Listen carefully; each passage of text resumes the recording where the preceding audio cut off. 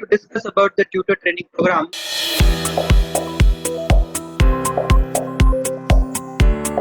Means like in tutor training, like to teach the online teach करने के लिए like what all things we need to just remember और क्या क्या चीजें किस तरीके से करी जाती है. तो we are going to start from the very beginning. हम लोग चालू करेंगे, स्टेप बाय स्टेप देखेंगे हमारा जर्नी की ऑनलाइन कोचिंग क्लास अगर हमें चालू करना है तो क्या क्या स्टेप्स को हम लोगों को ध्यान में रखना पड़ेगा. बेसिक होमवर्क आप लोगों को चालू करने से पहले, कुछ भी आपको एडवर्टाइज करने से पहले या फिर टीचिंग चालू करने से पहले थोड़ा बहुत कुछ बेसिक होमवर्क करने की जरूरत होती है. तो होमवर्क में आपको क्या क्या करना पड़ेगा वो देखते हैं.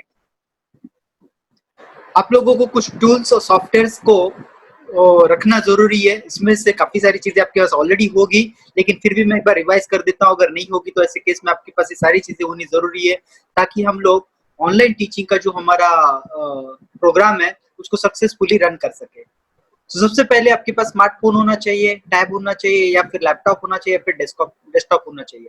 इसमें से कोई ना कोई चीज आपके पास होना जरूरी है. मतलब ऐसा नहीं है कि सारी की सारी चीजें होनी चाहिए, लेकिन इसमें से कुछ ना कुछ आपके पास होना जरूरी है, इसलिए और में डाला हुआ है.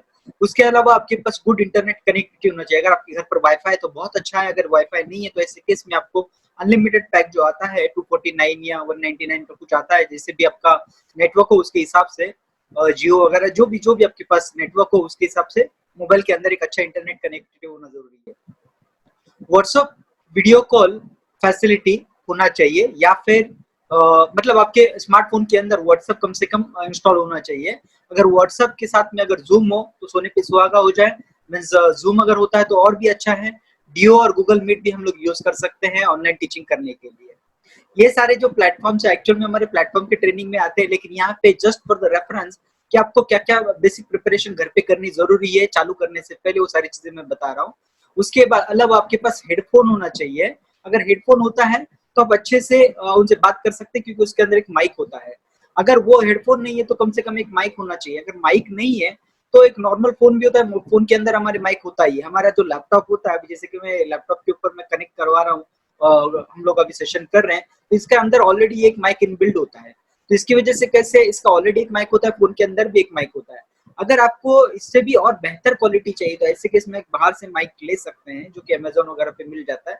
अगर वो माइक नहीं लेना चाहते तो फोन का नॉर्मल चल सकता है या लैपटॉप का भी माइक फॉर टाइम बिंग चल सकता है. लेकिन जब फ्यूचर में आप ग्रो कर जाते हैं, बहुत अच्छे स्टूडेंट का बेस हो जाता है, तो ऐसे केस में अगर आप माइक ले ले या फिर हेडफोन ले ले तो अच्छा होता है. आपके फेस पे इनफ लाइट होना चाहिए ताकि बहुत बार क्या हो जाता है जब हम लोग रिकॉर्डिंग करते हैं या फिर ऑनलाइन सेशन करते हैं तो ऐसे केस में हमारा फेस जो है ब्लैक दिखना चालू हो जाता है. ब्लैक दिखता है मतलब सामने वाले को एक्सप्रेशंस दिखते नहीं है, और उससे क्या उसका टीचिंग का जो इंटरेस्ट है वो कितनी गुना तक या कितनी अच्छी तरीके से हो सकता है इसका कोई गारंटी नहीं होता. इसीलिए फिर कैसे अगर लाइट हो तो काफी अच्छा है. अगर आपके फेस के ऊपर लाइट होने के लिए हमारे घर के भी अगर लाइट चल जाते हैं तो अच्छा है. अगर वैसा नहीं है तो फिर एक डेस्कटॉप वाले लाइट आते हैं जो फोकस करते हैं चेहरे के ऊपर. इस तरीके के आपके कुछ लाइट्स अगर होते हैं तो अच्छा होता है. नहीं होता है तो फिलहाल के लिए घर पे जो लाइट है वो लाइट चल जाएगा. उसके अलावा आपके पास जो भी हम लोग बात करते हैं, जैसे कि मैं मेरे हर सेशन को रिकॉर्ड करता हूँ. अब ये जो सेशन चालू है इसको भी मैं रिकॉर्डिंग चालू है इसका, क्योंकि कोई भी इसमें नहीं जुड़ने वाला या फिर आज के किसी कारणों की वजह से वो सेशन में जुड़ नहीं पाया है, लेकिन वो हमारा रजिस्टर्ड कस्टमर है या फिर रजिस्टर्ड टीचर है, तो ऐसे केस में मैं उनको उनका रिकॉर्डिंग दूंगा. रिकॉर्डिंग देने से क्या हो जाएगा कि आपको भी दूंगा तो आप भी इसको रिवाइज कर सकते हैं या फिर वो लोग भी जिन्होंने नहीं देखा हुआ उसको रिवाइज कर सकते हैं. इसी तरीके से आपके स्टूडेंट के ऊपर भी चीजें लागू होती है.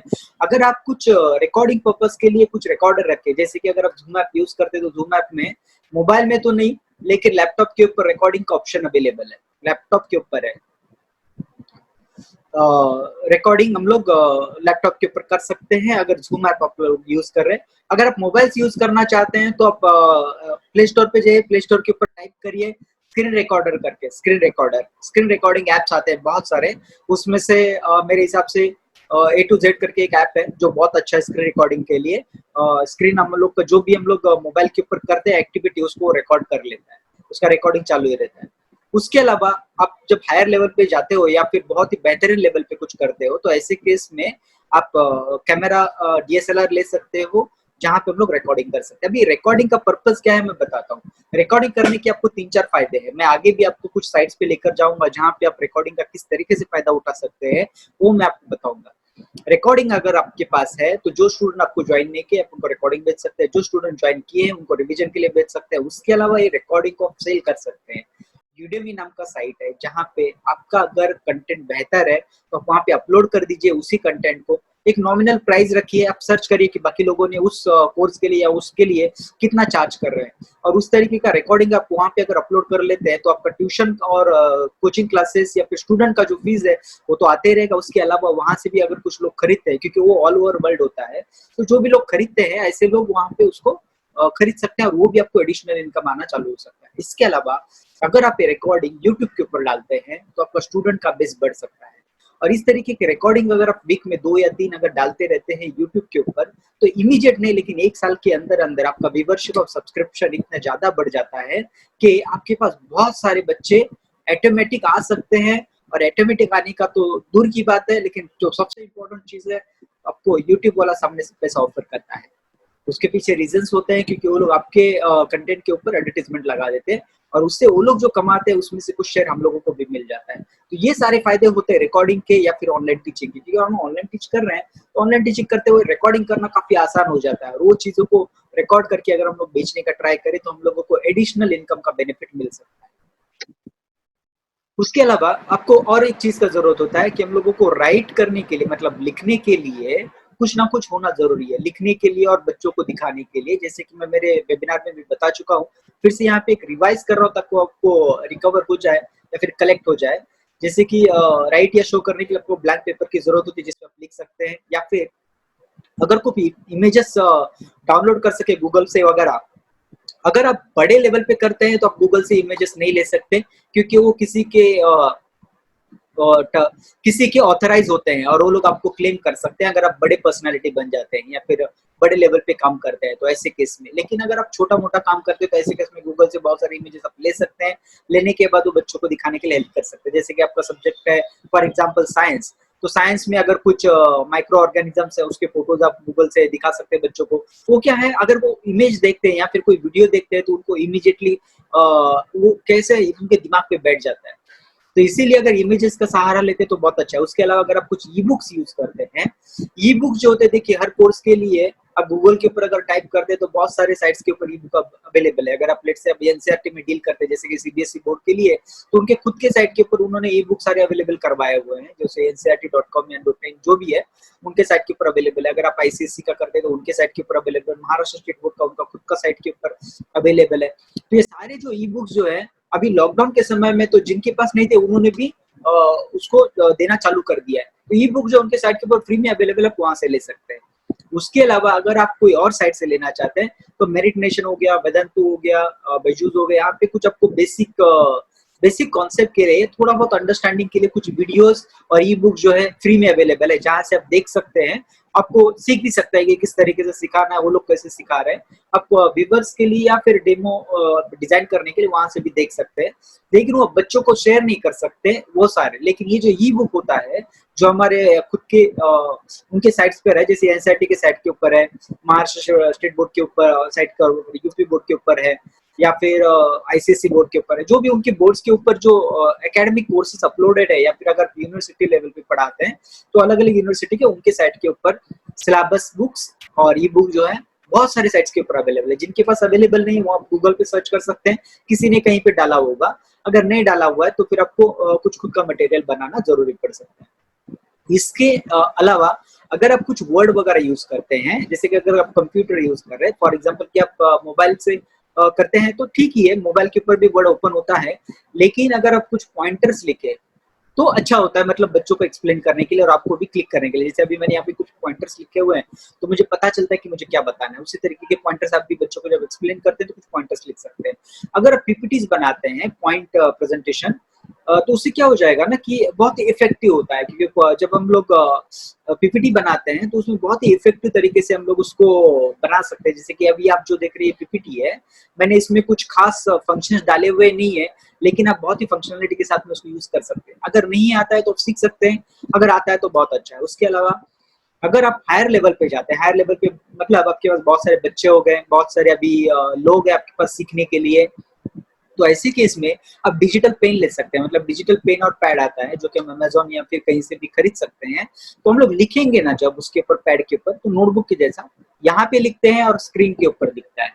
जैसे कि हमने ज़ूम का भी स्क्रीन देखा हुआ था कि ज़ूम के स्क्रीन के ऊपर होता है, उसी तरीके से आप ये जो डिजिटल पैड होता है, पेन और पैड होता है, उसके ऊपर भी अगर लिखते हैं तो स्क्रीन के ऊपर दिखता है। ज़्यादा महँगा नहीं आता मेरे हिसाब से 1200 से कुछ चालू होता है, तो उसके आसपास जो कुछ भी रहे उस तरीके से आप कुछ कर सकते हैं। उसके अलावा लोगों को एक्सप्लेन करने के लिए, मतलब स्टूडेंट्स को एक्सप्लेन करने के लिए अगर कहीं से यूट्यूब से अगर कुछ वीडियोज़ आप ले सकें, जो उनको दिखा सकें, तो कैसे होता है ज़्यादा इफ़ेक्टिव हो जाता है। अगर आपका खुद का भी वीडियो अगर रिकॉर्ड करके बच्चों को दिखाएँ, तो वो भी ज़्यादा इफ़ेक्टिव हो जाता है। तो ये सारा जो होमवर्क है हम लोगों को पहले से करके रखना ज़रूरी होता है। मतलब ये सारी चीज़ें इसमें से जो कुछ भी आपके पास अवेलेबल है, मैं बोल नहीं रहा हूँ कि सारी की सारी चीज़ें होनी चाहिए, इसमें से जो कुछ भी आप अवेलेबल करवा सकते हैं, वो अवेलेबल करवा के फिर आगे का प्रोसीजर करिए ताकि आपका होमवर्क पहला रेडी रहे चालू करने से पहले। नहीं तो बहुत बार क्या हो जाएगा कि बच्चे आ जाएँ और उसके बाद फिर आप कन्फ्यूज़ हो जाओ कि अभी करवाना किस तरीके से। उसके अलावा whatever tools you are using learn deeply, मतलब जैसे कि आप ज़ूम यूज़ कर रहे हो, तो ज़ूम जो है आप समझ के लीजिए खुद पहले ढंग से कि ज़ूम में क्या-क्या फैसिलिटीज़ है, क्या-क्या फंक्शंस है, उसके पीछे रीज़न बताता हूँ। जो स्टूडेंट को आप जॉइन करने के लिए बोलते हैं ना, ज़रूरी नहीं है कि उसको ज़ूम पूरी तरीके से आता है और वो 99% डाउट है कि वो आप ही को पूछेगा कि ज़ूम को ऑपरेट कैसे करना है। तो अगर वो ऑपरेट करना कैसे है वो आपको पूछता है तो आपको पता होना चाहिए कि उसको बताना क्या है। अगर आप मोबाइल यूज़ कर रहे हो, व्हाट्सएप कॉलिंग यूज़ कर रहे हो, तो उसमें क्या-क्या फंक्शनैलिटी है, क्या-क्या चीज़ें हैं, आपको बच्चों को एक्सप्लेन करनी पड़ेगी। इसलिए उनको दूसरा एकेडमिक को सिखाने से पहले जो आप प्लेटफ़ॉर्म यूज़ कर रहे हो उसको खुद से पहले अच्छे से रिव्यू कर लीजिए, सीख लीजिए। You should be aware with the Google drive. Google drive का मैं आपको एग्जांपल के साथ में सिखाऊंगा। अभी गूगल ड्राइव का फायदा क्या होता है मैं बताता हूँ। अगर आपके ई बुक्स आपने कहीं से डाउनलोड कर लिए, आपने कहीं से वीडियोस कुछ डाउनलोड कर लिए, या फिर आपका कुछ वर्ड्स बनाया, कुछ कंटेंट बनाया, कुछ मटेरियल बनाया, उसको ऑनलाइन जो आप गूगल ड्राइव के ऊपर सेव कर सकते हैं। गूगल ड्राइव के ऊपर सेव करने का बेनिफिट ये होता है कि अगर आपका ये लैपटॉप कहीं पे आप घर पे भूल गए, कहीं पे चले गए बाहर, पकड़ के चलिए कि आप आपके नेटिव प्लेस पे चले गए, वहां पे अगर कहीं पे इंटरनेट कनेक्शन है, तो ऐसे केस में वो सारी चीजें आप एक्सेस कर सकते हैं, बच्चों को वहां से भी सिखा सकते हैं। तो ये बेनिफिट होता है गूगल ड्राइव का। गूगल ड्राइव जो है आपके ईमेल आईडी के साथ लिंक होता है। जिनको पता है उनका अच्छा है, जिनको नहीं पता मैं उनके लिए बता रहा हूँ कि गूगल ड्राइव जो आपके ईमेल आईडी के साथ लिंक होता है और कहीं पे भी आप उसको एक्सेस कर सकते हैं। जैसे हम लोगों का ईमेल होता है उसी तरीके से गूगल ड्राइव के ऊपर हम सारी कंटेंट रख सकते हैं, वो कभी भी देख सकते हैं। उसी तरीके से आपके जो कंटेंट है यूट्यूब के ऊपर भी रख सकते हैं। मेरे बहुत सारे कंटेंट जो यूट्यूब के ऊपर होते हैं, अभी ये रिकॉर्डिंग्स भी जो होती है मेरी यूट्यूब के ऊपर होती है। जो मैं सारे जो मुझसे कोर्स लर्न करते हैं मैं उनको रिकॉर्डिंग्स जो देता हूँ वो यूट्यूब के ऊपर मैंने प्लेस करा हुआ है। तो ये जो चीजें होती है बहुत ही आसान और सस्ती होती है, तो हम लोग आसानी से इसको कर सकते हैं। मैं दिखाऊंगा आपको, ये शीट खत्म हो जाता है तो मैं दिखाता हूँ किस तरीके से उसको यूज करते हैं। उसके अलावा कुछ स्टडी मटेरियल, वीडियो सेफ्टी, और इसमें सेव करने का बेनिफिट ऐसा होता है कि ये बहुत सिक्योर होता है। कोई और एक्सेस नहीं कर सकता जब तक आपका परमिशन नहीं होता, क्योंकि वो ईमेल आईडी और पासवर्ड से सिक्योर्ड होता है, तो आप उसको दूसरा कोई यूज नहीं कर सकता। उसके अलावा आपको गूगल फॉर्म्स थोड़ा बहुत पता होना जरूरी है। इसके दो रीजन है। पहला, आप फीडबैक लेना जरूरी होता है बच्चों से कि आप जो पढ़ा रहे हैं उनको समझ रहा है, नहीं समझ रहा है, या फिर आप आपके पढ़ाने में उनको कुछ इंप्रूवमेंट चाहिए, तो फीडबैक आप फॉर्म बना सकते हैं गूगल फॉर्म से।